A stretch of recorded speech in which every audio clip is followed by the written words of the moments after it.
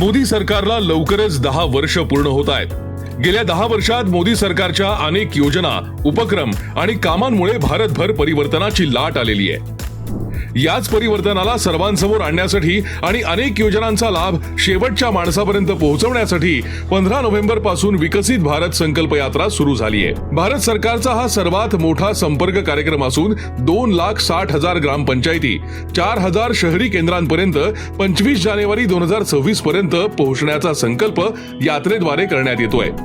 एकाच महिन्यात या यात्रेनं मोठी मजल मारली आहे। एका महिन्यात 68,000 ग्रामपंचायतीत ही यात्रा पोहोचली आहे। 1,737 शहरात ही यात्रा पोहोचली आहे। 2 कोटी नागरिकांनी भारत विकसित बनवण्याचा संकल्प घेतलाय। 2 कोटी नागरिकांनी त्यांना मिळालेल्या योजनेचे लाभ मेरी कहाणी मेरी जुबानी याच्या माध्यमातून शेअर केलेत।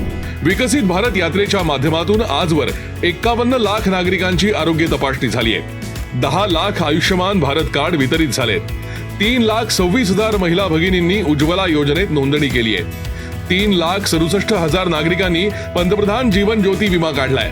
6,52,000 नागरिकांनी पंतप्रधान सुरक्षा विमा काढलाय। पथारीधारक छोट्या व्यावसायिकांना आर्थिक मदत देणाऱ्या स्वनिधी योजनेचा 2 लाख लोकांनी फायदा घेतलाय। 29,000 शेतकऱ्यांच्या शेतात ड्रोनचं प्रात्यक्षिक झालंय। 35,000 शेतकऱ्यांच्या मृदा आरोग्य कार्डाचं नोंदणीकरण झालंय। विकसित भारत संकल्प यात्रा सर्वसमावेशक विकासासाठी आपल्या अतूट वचनबद्धतेसह कोणताही नागरिक विकास यात्रेत मागे राहणार नाही याची खात्री करत आहे।